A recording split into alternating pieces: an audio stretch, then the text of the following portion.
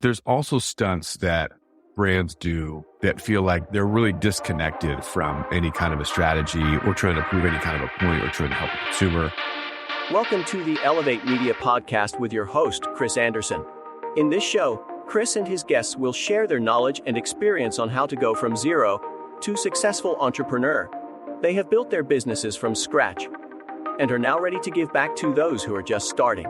Let's get ready to learn, grow, and elevate our businesses. And now, your host, Chris Anderson.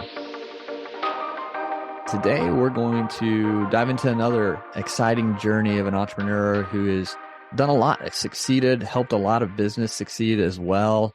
So we're going to dive into his journey, and we're going to learn a little bit more about how we can create better content that actually sells and resonates with our audience better. Today, we have Ryan Kucher on the show today. He's the founder and chief creative officer of Circus Maximus. Ryan, welcome to Elevate Media Podcast today.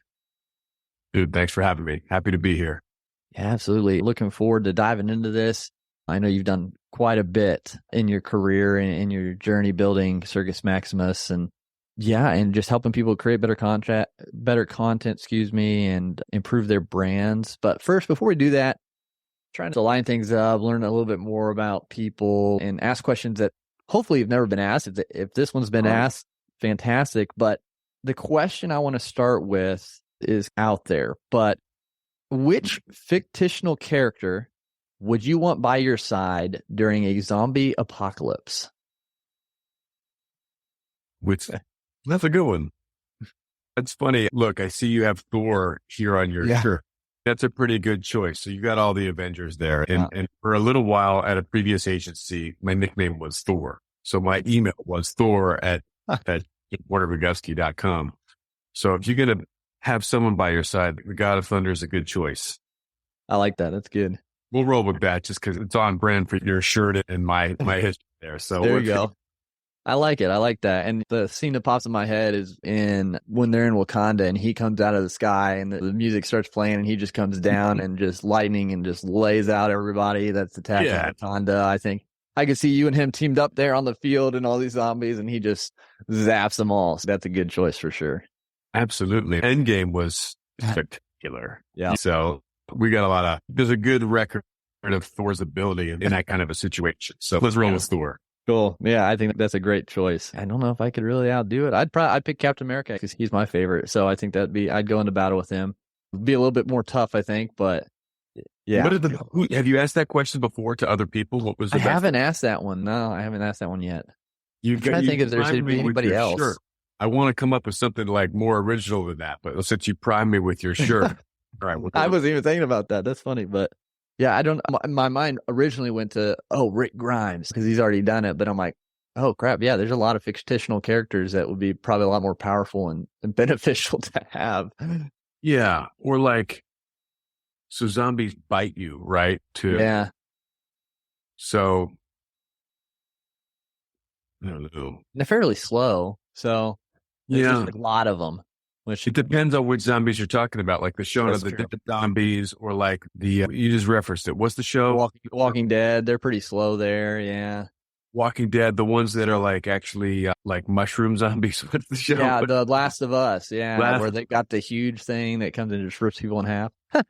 Yeah. So maybe you'd want someone that like a gardener.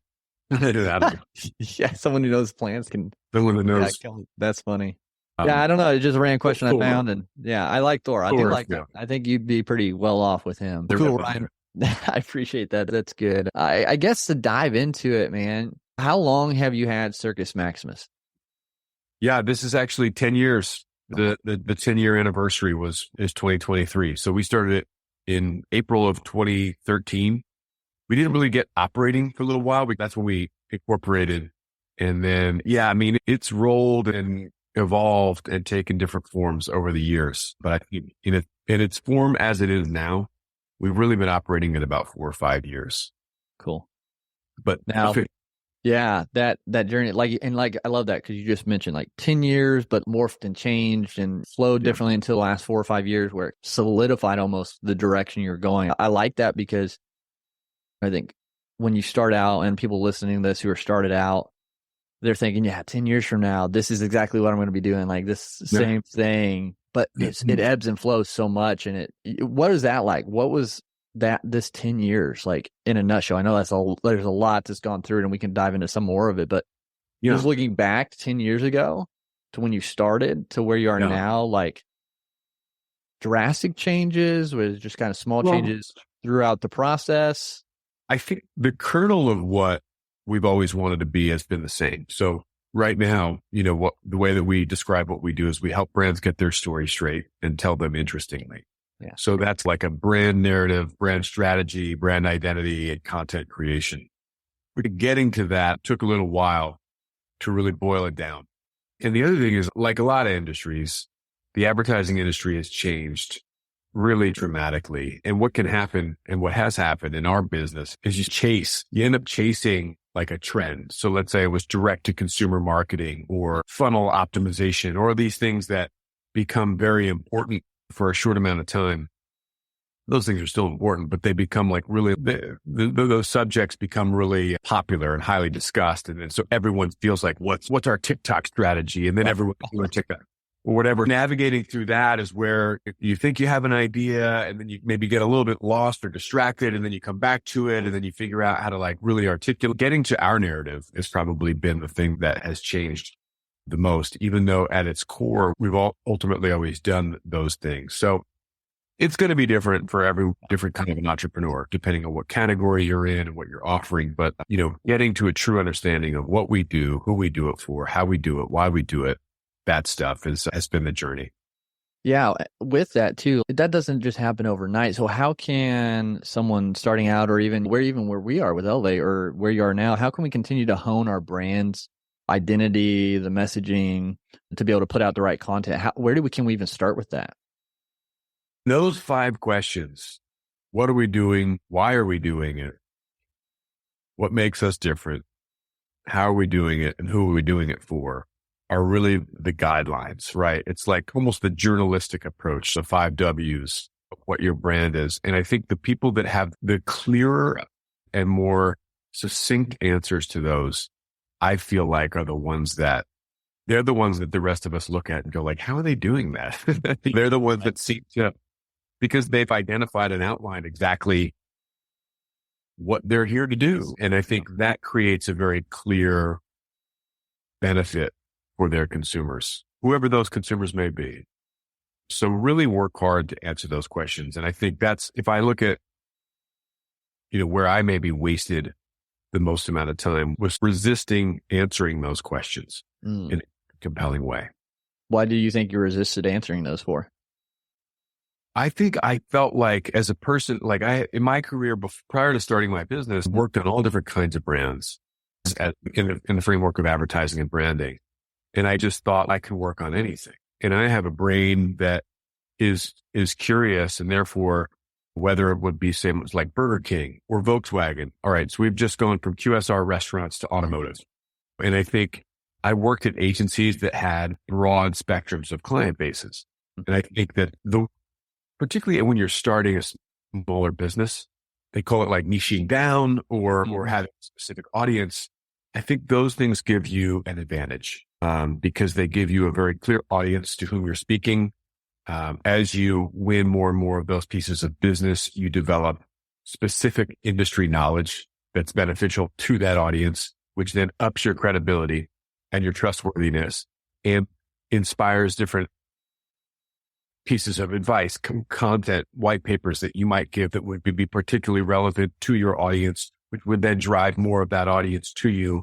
And it becomes this kind of self-fulfilling cycle that I think works really well. My resistance to doing that meant on any given day, I'm having a different conversation with a different kind of client, trying to convince them that I can work on their business. And it just took a lot longer. It's like boiling the ocean. Yeah. It took a lot longer. Yeah. And I think that's an important thing starting out, because you hear both. Stay broad because you want to help everyone, or you don't want to have a wider net, but then obviously the niching down, I think, because creating content that sells, which is what you help brands do as part of what you do for their brand valuation and process. Content creation already can be overwhelming and can be time consuming, can be difficult. But I think if you have that idea of who you're speaking to and a more direct, more targeted approach, a more idea that's targeted on who you're talking to, I think that helps that creation content or content creation process. Think about it like you hurt yourself, right? Let's say you hurt your shoulder. The first person that you want to see, you've dislocated your shoulder. Do you want to go see the shoulder specialist that worked on every NFL quarterback that ever lived? Or do you want to go to your general practitioner that also is a pediatrician and you want to go to a specialist? I think thinking through content creation and your narrative and being a sort of a specialist is another way of kind of thinking about how to get your narrative straight, right? You want to be able to offer really specific, actionable, trustworthy advice to a particular kind of a client. And that's a client that has a shoulder injury or whatever. You know what I mean? Right. So when you've figured out that target, that group of individuals that you want to help and how you're going to help them, what's a good way to go about creating content that actually connects with them and increases your sales or increases your chances of getting sales? Is there like a process to create ideal content, or is it just hoping you understand it?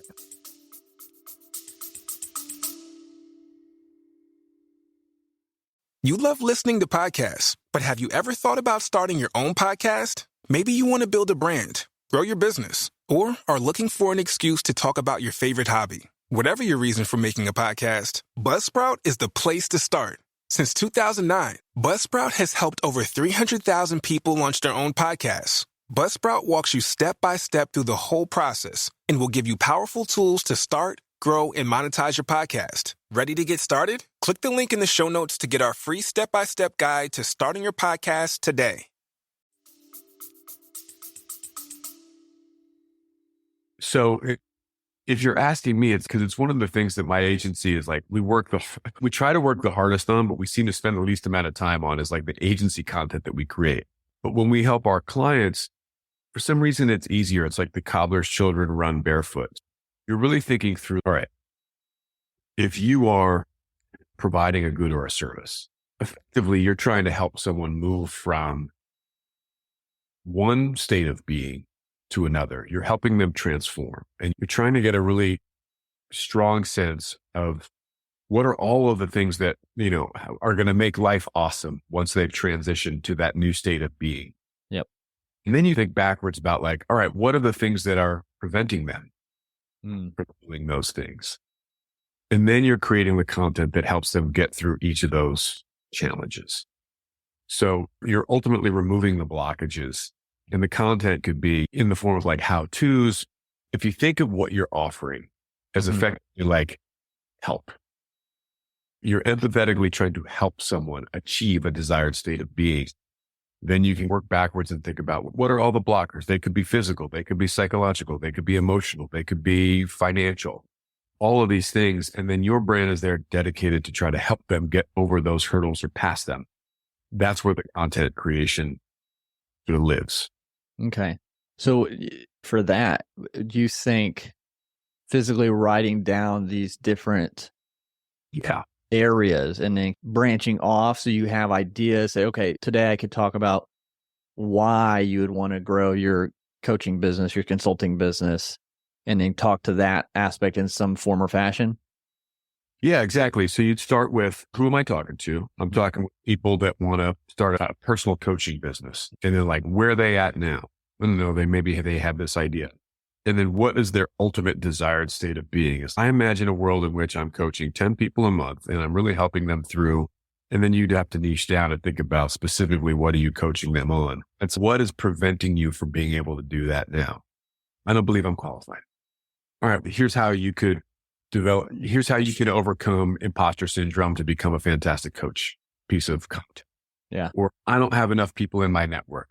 All right, here's how you can network to create a pipeline of potential coachable clients.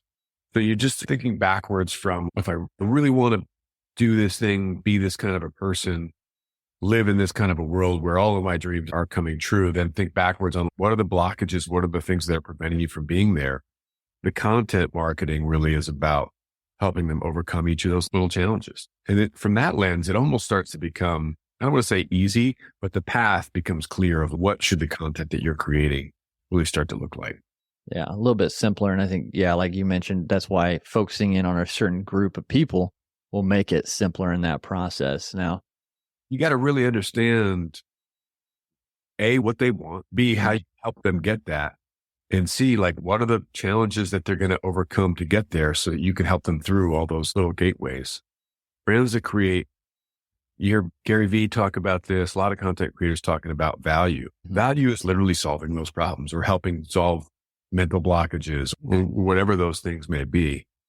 That's how you create the value added content, is like understanding your consumer, understanding what they want and understanding what's preventing them from getting that, and then helping them solve those problems. That's value, right? Yeah. And I think, creating the value almost forces you to put yourself in their shoes and look at it from their perspective. Because sometimes as we're going along, growing our own businesses or building our own businesses or focusing there, especially if we're still creating the content, if we're early on, or even the team, we could see it almost through kind of jaded lenses. We're here and we forget what we've come through to get to that point. And so to be able to look from the perspective of the ones we're trying to help reminds us of those things that we went through or that we struggled with or that we had to overcome. And I think that shifts it from us to them and helps simplify again that process. Yeah, I think sympathy and empathy are both really powerful emotional tools that you've got to lean in on. You can't, it's one of the hardest things to do. And one of the biggest challenges, like in my world, often the agency plays the role of the consumer in the room, because when I'm working with large clients, you have a boardroom filled with really smart and talented marketers, many of whom might not actually reflect the consumer at all. And our job is to help be the voice of the consumer in the room. And sometimes that means giving voice to those things that the consumer is really feeling, thinking, dealing with, to help provide some of that empathy in a perfect world, right? Where that's going to lead to the best marketing, whether that's content marketing, like we've been talking about, or anywhere in the marketing mix, whether that's a TV commercial, online video, TikTok content marketing, email follow-up, any of those things. You really want to effectively be pretty closely connected with that consumer journey, the emotional journey there. Yeah. And now from your perspective, are you one who thinks you need to make big waves? You think that benefits your content creation? If it's something that is really debatable, almost not clickbait, but like something that is going to get more views, or should you stay to that wheelhouse, or should you try to, again, make waves in some form or fashion? Yeah, that's a good question. And like, I've been on both sides, because I worked for an agency where like the goal of the agency was to create famous work, or sometimes infamous. I did a stunt for Burger King years ago, and it was called Whopper Freakout. And the entire intention of the campaign was to provoke people. So we took the Whopper off the menu at this restaurant, and we basically pranked people, and they freaked out. We called it Whopper Freakout. And it was like, it ended up being a very successful campaign. It was referenced in the Wall Street Journal, but it was still tactical around this idea of proving how much people love the Whopper. But there's also stunts that brands do that feel like they're really disconnected from any kind of a strategy or trying to prove any kind of a point or trying to help a consumer. And so those, in the world of the internet and social media, like, I think people do throw those grenades. And I think the value, as the news cycle has gotten shorter and shorter, even 10, 15 years ago, you could do something like that. We did that Whopper Freakout campaign. People talked about it. It was on TV shows. People talked about the campaign for like weeks. Now you're competing, you're so inundated with content. Yep. I don't remember what we spent on that, but we spent a lot of money on it. And you could argue that the earned media that we got from that really was a great value, because we spent $1 million, we got $100 million of media impressions. Nowadays, to pull off a stunt like that, you might, if you even catch people's attention, Later that afternoon, there's going to be a Chinese balloon. Logan Paul's going to do something. Yeah. And so the idea of creating earned media, I think the value of that as a strategy is a lot harder now. It's a lot harder because things like YouTube, TikTok, Instagram, you name it, any social platform, this didn't even exist 15 years ago. So now you're competing with so much stuff. So I think if you were asking, like, should you just try to get people's attention?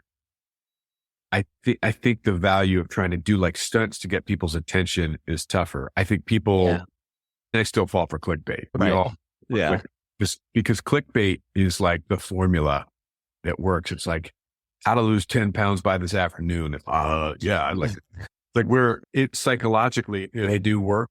But I think that the tail of that is ultimately, it's not really trying to help you. It's trying to get some money from you at some point. Yeah.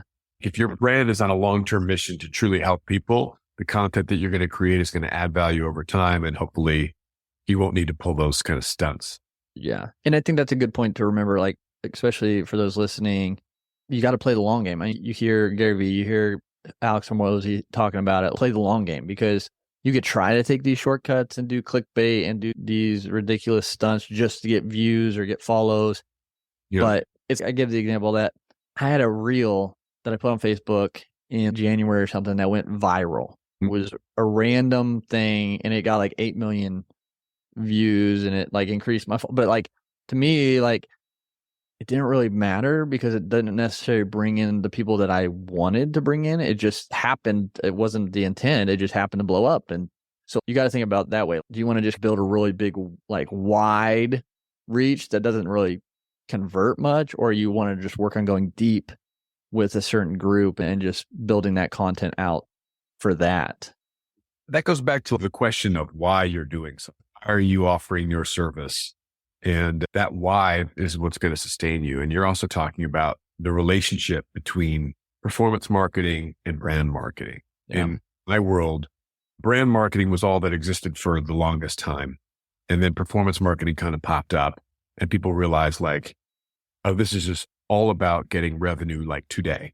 And now I think the pervading mentality is that you need both. You need to be able to convert people with performance marketing on a short-term basis, but you also need to build brands on a long-term basis with, again, like that kind of high quality content, the long-term value that your brand is offering. So you're balancing like conversion versus average lifetime value, if you want to talk about it in metric terms, and then also brand sentiment. Do people actually like your brand? So I think we're getting a little bit more sophisticated and it's getting more complicated. You got to blend and balance those two things. Yeah. Yeah. And because there is so much out there and so many people that are going to be in your same market. So like with that, how can you blend those two marketing techniques together, or what can you do to, obviously it's your brand, so it makes you different, you're different, you set apart, but how can you make your content stand out ethically, but still creatively in your market to be seen by more people organically without doing the clickbait kind of things? Is there any techniques that you've learned or seen work to help people do that? I think you've got to do some of the things we've talked about. Right. If you're leading with, you know who you're talking to, why you want to help them, what's going to help them. Consider as well, it's not going to happen overnight. And I think that's another fallacy. I think that is, if you go on to Instagram, if you go on to TikTok, there's so much bullshit. You're good. It makes it seem like, oh, these things happen overnight. Fact of the matter is, you need the why of your brand is important because that's what you're going to be passionate about. And that's what's going to make you want to do this over the course of 5 years, 10 years. We talked about at the beginning of this. I've been doing this for 10 years. I feel like we're just getting started. Yeah. And just consistency. Yep. The boring stuff no one wants to hear. The stuff they're like, no, what's the secret sauce? But that's the truth. You just got to answer those questions that Ryan put for us at the beginning and just be consistent and improve and innovate, I think, as you grow. But yeah, I think it goes back to that. You just have to put in the work. You just have to continue to get better and innovate and just stick with it. Stick with it. I think I'm guilty of this as well. Look, I want stuff to happen instantaneously. And it's just not, it just isn't the way it works. And when you see content online that promises things that happen overnight, or you hear influencers or whomever suggesting that, oh, I made this happen in this short amount of time, guarantee you it's not true. Not a reflection of reality. No one loses 100 pounds in a day. No one makes $1 million in a minute. It doesn't happen. Yeah. You have to stick with it. So make sure that if you're an entrepreneur, you care about the thing that you're working on, because it's going to be a long one. Yeah. Yeah. 100%. Like Elevate's been around. We're just 2 years in and super thankful for where we're at. Looking back, can't believe we're at this place already, but yeah, just excited for what we can do, continue to help brands share their story through video. And that's a huge part of it. And looking back at your story and seeing where you've come from, like even if you're just a month in, look back a month ago and see how you've grown and see the little wins along the way. I think it's important to remember those. Ryan, for you, like looking back through your 10 years with that, is there a couple things? Is there a moment on your journey that you can think back to that you're like, I don't know if this is ever going to work? Like, I'm going to throw in the towel. Earlier this morning. And then on the flip side, is there a moment where you were like, holy cow, like this is working? Do you remember those moments at all? Yeah. So one of those moments was about 2 years ago when I was very relevant to a lot of the questions that you've been asking. I was going, what is my agency? What are we doing? And I think one of the answers to that was, you are what you repeatedly do. And what I did is I went back and I looked at all of my clients to try to find commonalities between them. And I realized that we basically work in 4 categories. All of my clients, I was like, if I have 3 really strong case studies, that means I have category experience that I can lean on. And I found that I had 3 or more really strong case studies in 4 categories: B2B, health tech, what we call mission-driven food and bev, and personal care. And I said, those are what we do. Those are what we are. Let's only talk to those kinds of clients, because clearly we're quite good at that. And that really helped shape a lot of the conversations that I was having in the biz dev world, and to whom I was outreaching. And it was like an aha moment. Yeah. So that was a moment where I was like, oh, this is really working. That's awesome.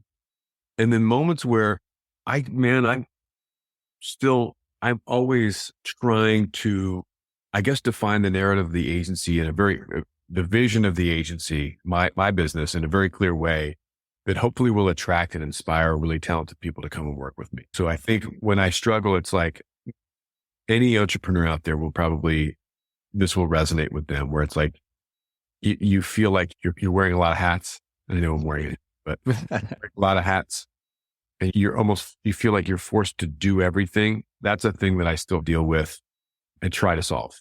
Yeah. Like, how can I attract other people, create a very clear mission statement and vision for them that they want to participate in, so that we can grow this thing together as a team? Because I think those are great. And again, you've got to almost recap your journey and say, where, like you said, this is a moment or this is a place that I struggle in. So how can I improve? How can I find someone to help me? How can I fill that void where maybe I'm not as strong in, and be open to that? Because we all have those things that we're not, like mine is, I've worked on not pulling the trigger as fast on some things because it's gotten me into some trouble sometimes. And so like I quit my job cold turkey during a pandemic to start a business with no experience, like just out of the blue. There's a lot more to it, but I run marathons without training really at all, just for the challenge. And sometimes that doesn't turn out as good. So it's like balancing the risk and then the calculations with it. Like I'm trying to, and so I lean on my wife more because she's very calculated with things. And so I'm like, hey, okay, I was going to do this. What is your thoughts? Because maybe I'm jumping into it a little too quick on that, and being open to that. It's interesting to hear you say that. It's a great, we kind of reference that where I give you all this, oh, here's all Ryan's knowledge on how to do content for other brands. And I'm not doing any of this for my own, or I'm not doing it well. But one of the things, we just have a hard time seeing ourselves as objectively as others see us. One of the things I did over the weekend to that end was, are you familiar with the Enneagram? Yeah. So I did the Enneagram, and I went through for anyone that doesn't know, the Enneagram is a Myers-Briggs personality why people are the way they are. Yeah. Yeah. And I thought it was fantastic. It turns out I'm an Enneagram 8, Okay. which is called the Challenger. And everyone is like a good version of themselves, like a medium reflection of themselves, and a bad version of themselves. Right. And it's okay. Yeah. So like when I'm at my best, I'm like pushing boundaries and confidently leading. And when I'm at my worst, it's all you risk like antisocial personality disorder. So it's like a pretty big swing. Yeah. But anyway, I say all that to say like exactly what you were just saying about the business journey is the entrepreneur journey is only part business. It's also a lot of it's like personal development. Oh yeah. Really emotional thing. It's ups and downs. It's stress. It's really high highs and really low lows. It's confusion. It's elation. It's all these things. And so you have to be on board for that component of it as well. And it's at times really rewarding, and it's at times it's really hard. Yeah. And if you can't begin to see yourself from an external view, whether that be self-reflection, taking things like the Enneagram, or just asking people that are close to you, say, hey, where am I a total tool at? Where am I really rubbing you the wrong way? What am I doing that's maybe not as healthy? Where can I fix? If we can't do that, if we can't be honest with ourselves along that journey, that's going to cause so many more problems than some of even the foundational business pieces that you have to put in place, because it is such a big, like it's everything. Everything's growing and healing and changing life, business, health, mentality, all of it. So yeah, I think that's a big piece. And I think with the Enneagram, it goes back and forth. I've taken it a couple times, either a 1 or a 9. And I haven't looked at it recently or in a while, and so I forget what those two mean. But I kind of got the gist of like when I'm healthy, like I'm a good like kind of motivator, quote unquote leader or whatever. But if I'm in a not healthy state, I can be more brash and like direct and to the point and not enjoy life, basically. Like just let's get this done. So all things that open my eyes. And so it's something I got to work on continually. You are what you are. I think what's interesting about how comprehensive it was also recognizing like your good qualities and your bad qualities. Your good qualities can become bad qualities. On one hand, you're really confident. On the other, you could be really controlling, and you can be you can either be really inspiring or you can be really intimidating or whatever. Right. And like you said, so much of that is if you can have, like my wife is super helpful at helping me, and because I will ask, I'll be like, am I wrong? Am I being a dick? And it's you're Yep. Yeah, for sure. Which is always good to have that feedback. It hurts, but it's okay. You're right. I need to rein it in a little bit. As you grow your business, usually it's going to be you, maybe a partner, but at some point, unless you want to be a solopreneur, you're going to grow the business and you're going to have other people, and then you have a team dynamic that you're trying to figure out. And even though you're the founder, so much of your business is going to be an extension and a reflection of you. Yep. You have to make space for those other people. And that's one of the things that I think I've tried to, that's been the hardest internal journey is like how to do that. Because there isn't really a roadmap. Right. It's a process. Yeah. Because you got to form that trust and you got to release some of that. And there's a lot to that for sure. I'm curious to kind of round things off here, Ryan, talking about growth and what we've been through. If you could go back even 10 years ago to when you first started, would you give yourself any advice? And if so, what might that be? Yeah, I think I would probably be more emphatic about some of the things we talked about. Okay, really sit down and outline your vision, your mission, who you want to help, why you want to help them, how you're going to help them, because I think it would have clarified some things along the way. And I need to do it again today. But that's the thing. It's like, you don't really just do it once. You come back to it and revise it and look at it. That's definitely something that I would go back and say, what is your crystal clear vision for what it is that you're trying to create? Why do you want to do it? How are you going to do it? Who are you going to do it with? And what's it going to look like when you do it? So you can stay focused, because I think I also suffer from wanting to do a lot of different things. Yep. I understand that. No, I love that. That's good. I think something we can all take to heart and implement for sure. So Ryan, again, it's been a great conversation and I've enjoyed it. I think the audience can take a lot from it. Where can people connect with you if they want to do so and find out more about what you do? Certainly, you can go to circusmaximus.com. That's my agency. I'm on LinkedIn, Ryan Kucher at LinkedIn. And I'm on Instagram, although I probably need content marketing. I need to be better about that. Ryan Kucher at Ryan Kucher on Instagram. So any of those places, you can definitely reach out, talk to me, or connect with me and my team. Cool. Awesome. Yeah, everyone make sure you get connected with Ryan, his team, what they're doing, and just continue to learn and improve along the way. So again, Ryan, thanks so much for being on the Elevate Media podcast today. Chris, thank you, man. It was awesome. I appreciate it. Thank you for listening to the Elevate Media podcast. Don't forget to subscribe and leave a review. See you in the next episode.